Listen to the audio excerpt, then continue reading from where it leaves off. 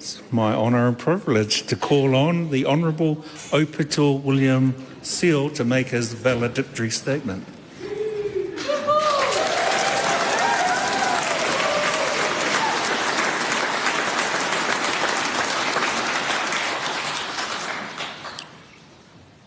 E te mana whakawā,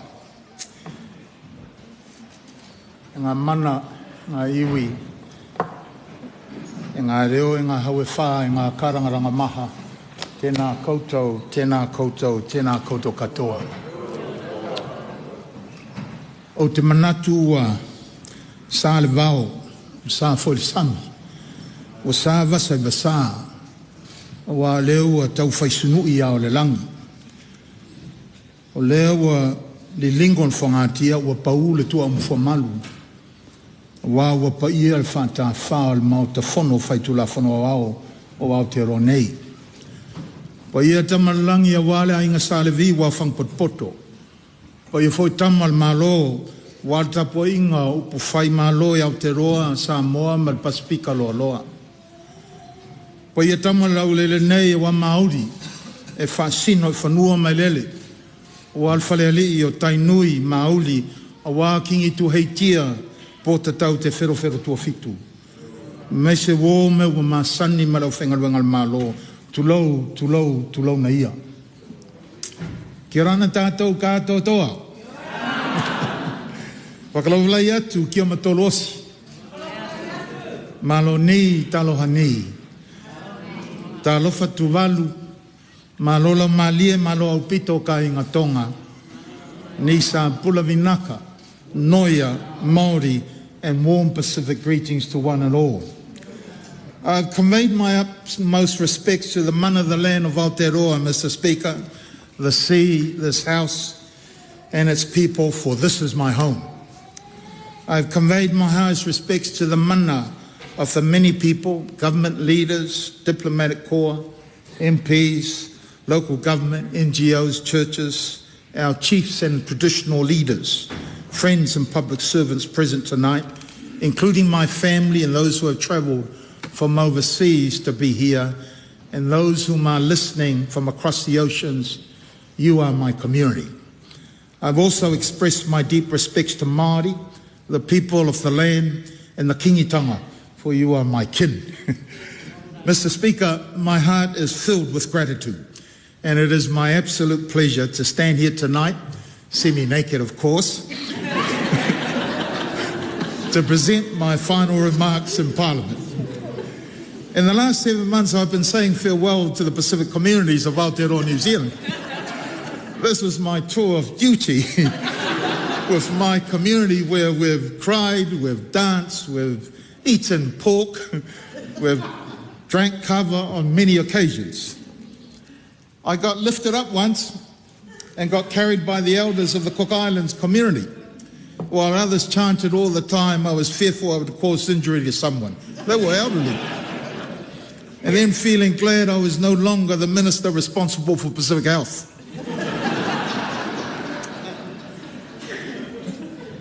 I want to pay tribute to all the Pacific mamas who have continued to feed me as they farewelled me. They are the ones that get things done all the time. Prime Minister, you need the mamas on your side if you want to win this election. I see them in the public sector, in health and education and employment, even in this house. They do a lot of work for our communities. In fact, during the election year, most of my colleagues would lose weight as they got so busy campaigning they didn't eat. I didn't have that problem. I put on weight, because everywhere I went, all the Pacific mamas would feed me wherever I go. And they wouldn't let me go until I'd eaten something. And then they put food in my car. I received so many reflections from the Pacific community about my time here as the MP for Māngere and as the Minister for Pacific Peoples. Perhaps what remains to be said is for me to express my absolute gratitude to everyone here tonight. There are so many people who have made sacrifices of their time, given me counsel, your personal resources, and have supported me throughout. Whilst there are so many to name, I do express my gratitude to Vui Mark Goshi, Lord Manvao Dame Winnie Laban, Whamoetau Lord Jerome Mika, Paul Ritamanu, The Māngere Labour Party, are you in the house? Yeah, I did give away my... I want to acknowledge also those of our Māngere Labour Party who are no longer with us, who passed away. And the many volunteers, to each of you I say Faafetai, Faafetai, Faafetai te lava. Thank you so much. Pacific People's representation in Parliament only started in 1993 with Taito and I. After them came Bui, then Luaman Vau and Charles Chavao. I came along as the 5th Labour MP of Pacific Heritage, first Samoan born, and as the late aunties Philly Few and Leslie Law of the Service Workers Union would say, I also was the youngest and most handsomest of the lot. As I reflect on the maiden speech I gave on the 1st of April 2008, the issues I raised then are just as relevant today as they were in 2008. The work must continue, and I wish all the best to those who will take it up, especially members of the Labour Party Pacific Caucus and the next government. Tonight I want to focus on the future of Pacific peoples of Aotearoa, attempt to lift the spirits, hopes and dreams of our Pacific youth, and offer a few challenges to those who wish to lead New Zealand in the future. In 2018, Grant Robertson, as Minister of Finance, myself, launched a new Treasury report called New Zealand's Pacific Economy Report. It is the first report of its kind where it showed that for a small population, Pacific peoples contributed $8 billion to New Zealand's economy despite inequities and barriers they face. We knew then as a government Pacific peoples needed a long-term vision in order to remove barriers and address the inequities they face. To make an impactful difference required a significant investment across a number of government agencies. It required everyone working hard and moving at pace to establish foundations of well-being that would endure. And that's what we did. We worked hard and at pace to deliver Pacific Wellbeing Strategy across a number of government agencies with investments and outcome measurements.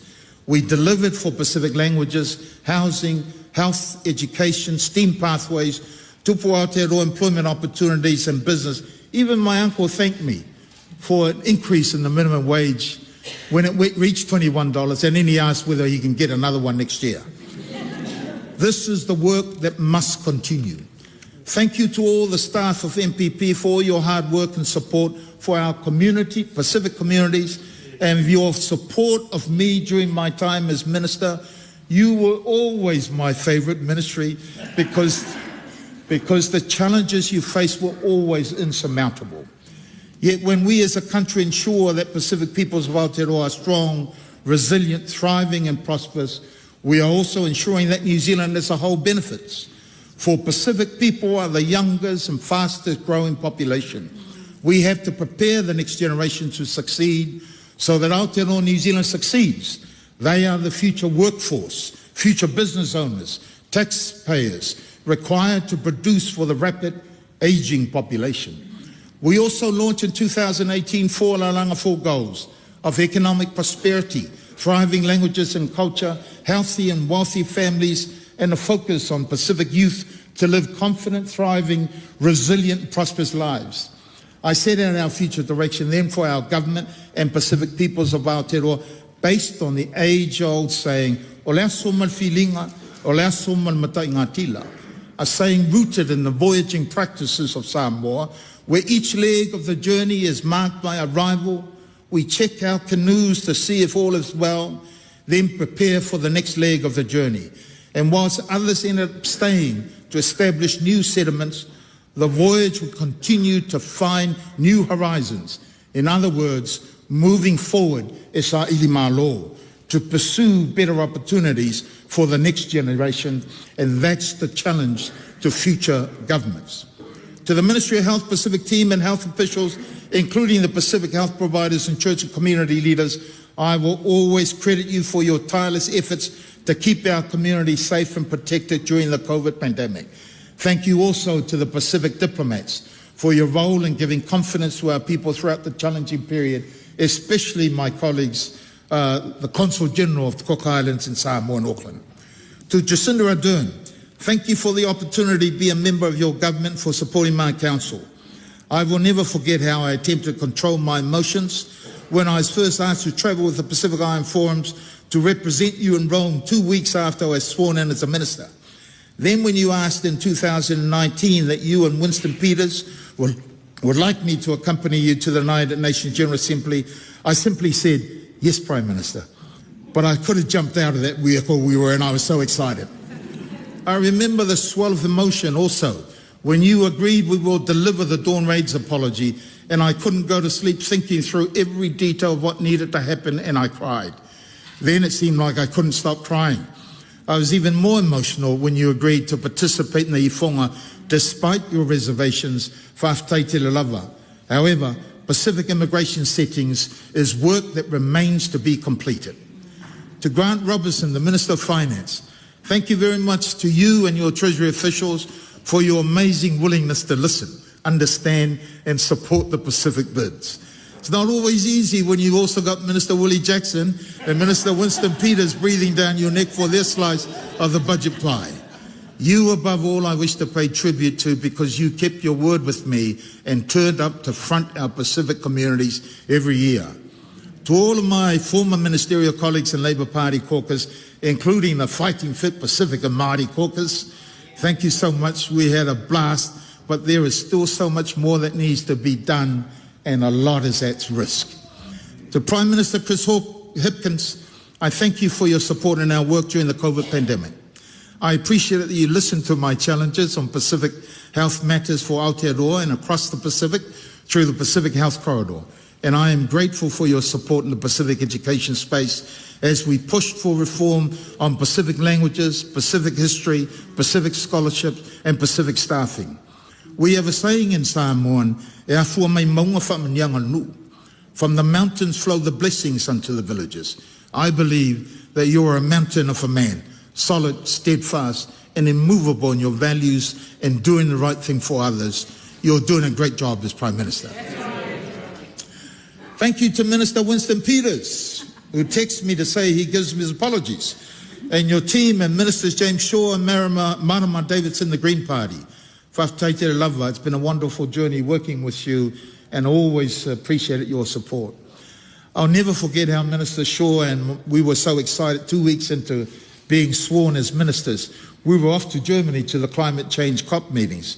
We both agreed to address climate change refugees. MFAD officials advised us on a humanitarian visa. And away we went using it every speech, media interview, and I was promoting it to the Pacific Island leaders. And when we returned, my political advisor asked me, did you consult Winston? Oops, I said, I forgot. Thank you, Winston, for your understanding and support. After meeting Pope Francis on that trip, I was able to show him that this is the hand that shook the hand of Pope Francis, and perhaps that may have settled his anger and may have had against me and Mr. Shaw, or maybe not. Mr. Speaker, I bet when the no tie rule was introduced, you didn't think an MP would extend it to no shirt, did you? So that's not my intention tonight, nor is it my intention to compete in an ab competition. I'm sure that Mr. Stuart Nash will win that. As you can see, I'm a family pack kind of person. Nor is it my intention to compete with the hat of Mr. Rawiri Waititi of Te Pāti Māori. His hat is a colonial construct, and my tuinga is a traditional, reserved only for special occasions, made in West Auckland.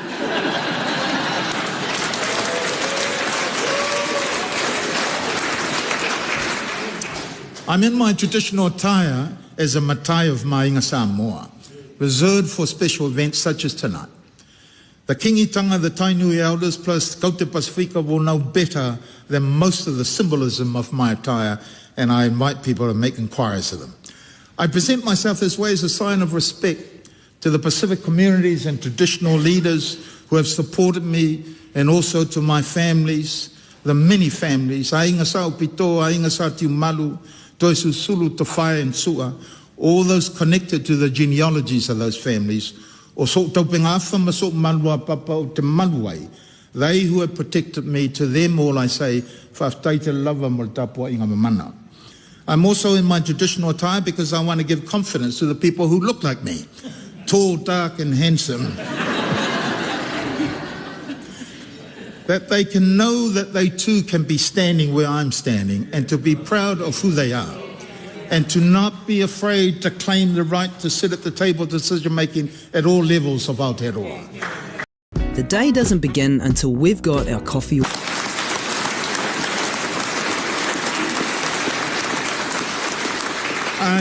I stand proudly this way to make a statement for the sake of Pacific youth of Aotearoa.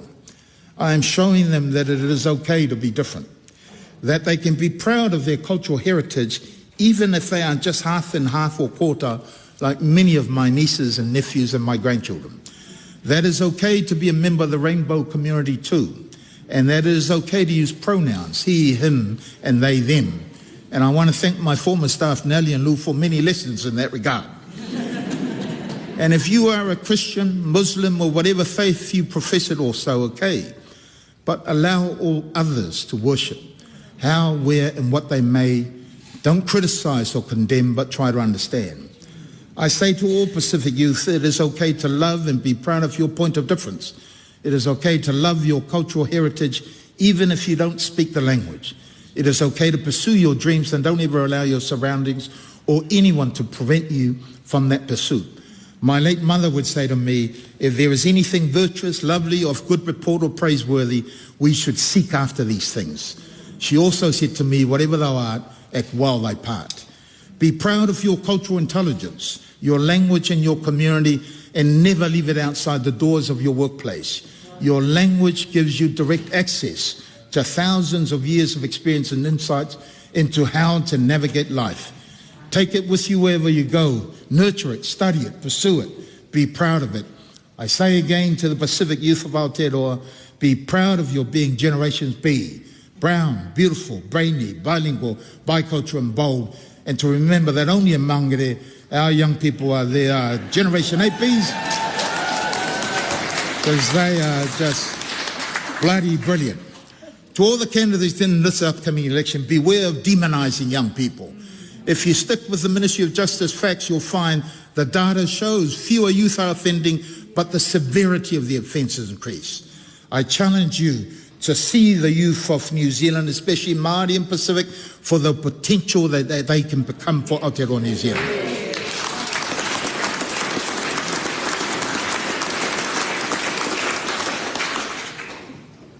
For all our youth, the best way of pushing back on politicians is voting on election day against those who use colonial constructs that divide and rule. It has been an absolute pleasure to work with the team at the Ministry of Justice as the first Pacific Minister of Courts. We did some wonderful works in funding and supporting the work of tribunals, funding the coroner's reform, the youth courts, and the judicially led Te Ao Marama program.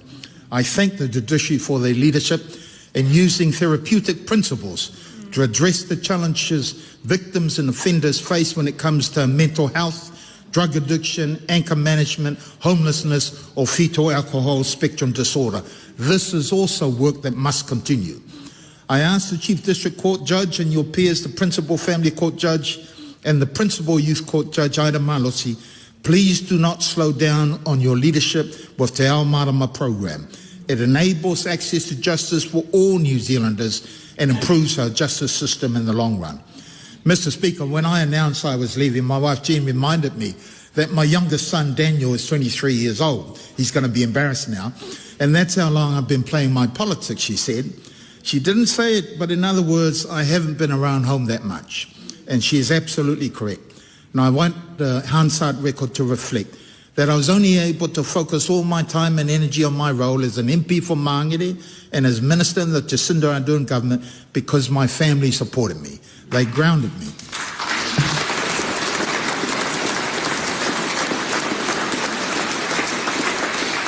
They sacrificed to allow me to take up what many would argue is the greatest calling in the world, to serve the public, to serve my community, to serve my fellow human beings, to serve Aotearoa New Zealand, to serve Māngere, to serve the Pacific, to serve the New Zealand Labour Party to the best of my abilities, and I have absolutely enjoyed and loved every minute of it. To my wife Jean and children, Losa, Mausi, Fred, Makisha, my Moana, Joan and Daniel, and your spouse and children, thank you very much. To my children in the US, Joshua, Makisha Senior and Jacob and your families, Faafetai te lava. To my father, Aupito Senior, the last of the Mohegans, the last of his generation, who recently turned 85 years in Samoa.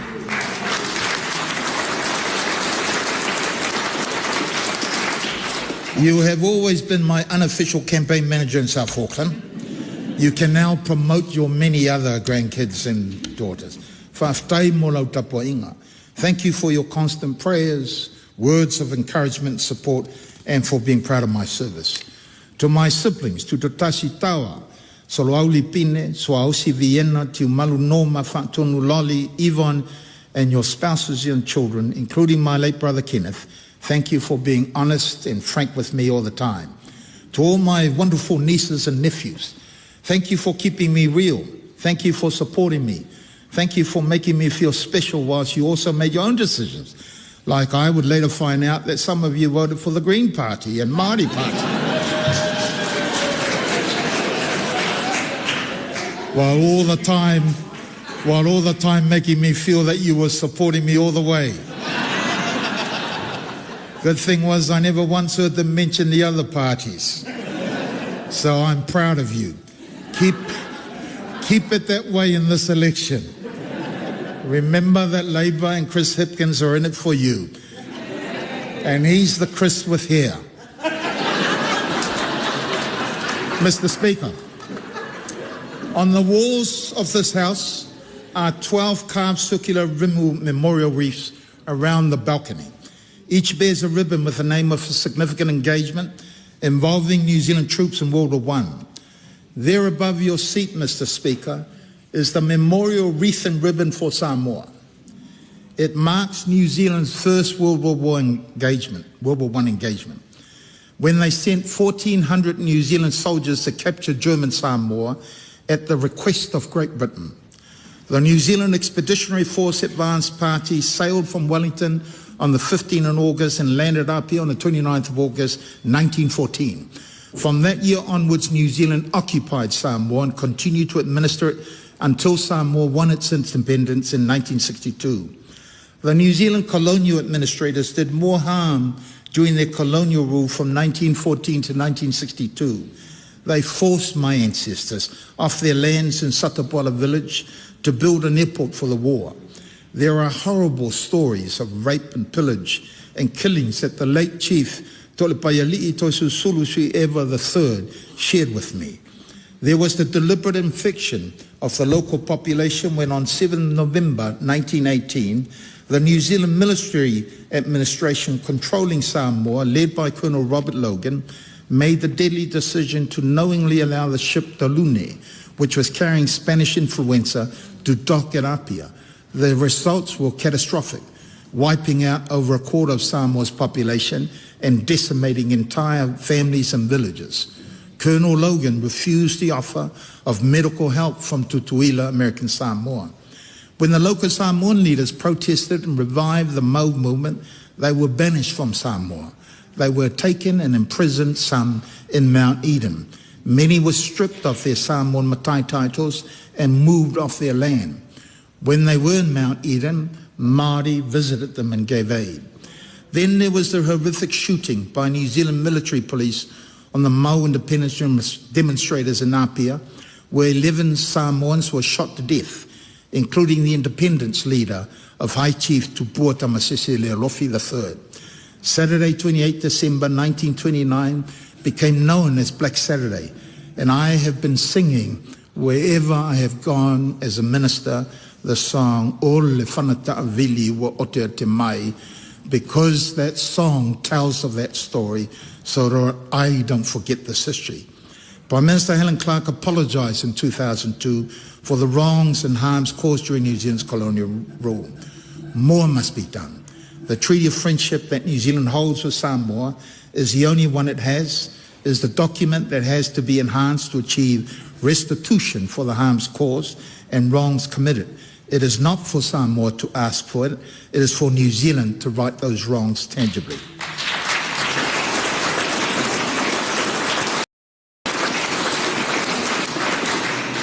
This is the history that I hope will now be taught in our schools as part of New Zealand's history curriculum.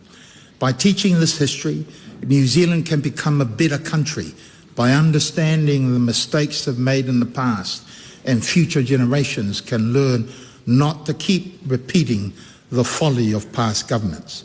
Climate change still remains the single biggest security threat in the Pacific and will remain so. More must be done. We save ourselves when we save the Pacific. In conclusion, Mr. Speaker, to my political staff, Chris McAvoy, Nina Sudina Price, Chris Harrington, Tasha Thomas and others, and to my Māngere electorate staff, Delilah, Ala, Makalita, Maria, Florence and the many volunteers, thank you so much for your dedication and support of me. Thank you to the Māngere Labour Party, to the jealous sisters who have travelled from afar to be here. Carol, thank you very much. Pacific Vice Presidents, the New Zealand Labour Council and the Auckland Northland Council, our local board members and Auckland councils,